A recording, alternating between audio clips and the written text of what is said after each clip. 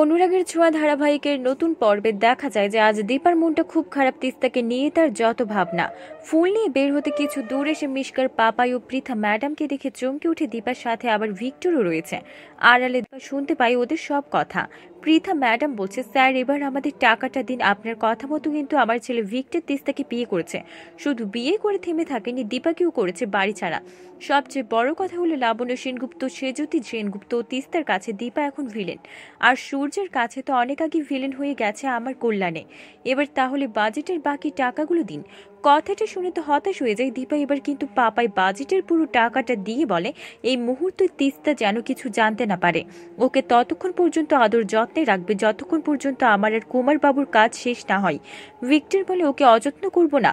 অযত্ন করলে সোনার ডিম পাবো কোথায়? ওকে দিয়েই তো এবার আমার দিন চলবে, ফুর্তি চলবে।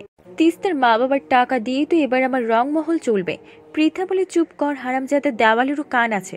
সব কথা শুনে চমকে উঠে দীপা কিন্তু কি করবে ভেবে পাচ্ছে না, কেননা তার কথা তো কেউ বিশ্বাস করবে না। তাহলে কি অন্য কোনো উপায়ে তিস্তাকেও তার পরিবারকে রক্ষা করতে পারবে দীপা? বন্ধুরা, তোমাদের কি মনে হয়? এক্ষুনি একটা লাইক দিয়ে এবং কমেন্ট করে জানিয়ে দাও তোমাদের মতামত। ধন্যবাদ।